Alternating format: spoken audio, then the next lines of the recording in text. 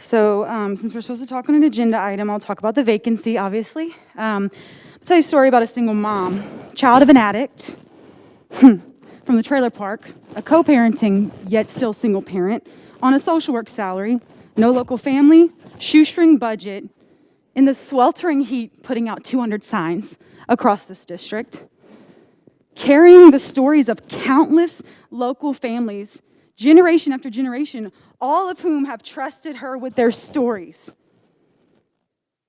only to be robbed of her chance to represent the people in this district. Mr. Dupuy knew that he was going to leave. We all knew that he was going to leave. I addressed it publicly that he was going to leave before fulfilling his term. The people of Waco voted, 9,000 people voted for that woman, and that was me. I have invested so much time in the children in this district. Like I said, also watched many of them go to prison or die. And I think that if you're going to appoint someone between now and May, we should get to decide who that is. I don't want that position. You know what position I want. But our community, if anyone, should decide on that. Much like Chief of Police, you saw how City Waco did it. Fantastic job.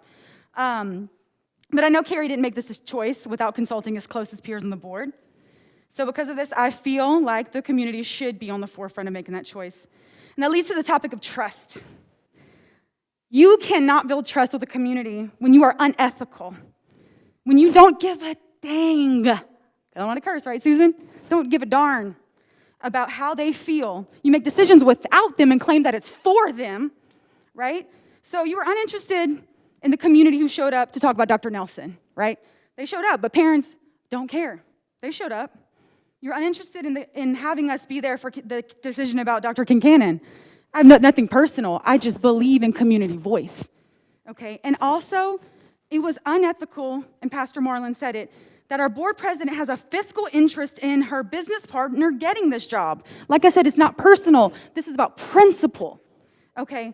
So I think if there are any future financial decisions made about Dr. Kincannon, Ms. Teakle should recuse herself from those choices. It makes sense. It's called a conflict of interest. And I just, from here forward, I say if you want to be on this board, and if you stay on this board, any members, you have to realize that we pay the taxes. We send our kids here. We're invested. We have a voice, and we're not going to be silenced any longer. Thank you. Pam Cooper.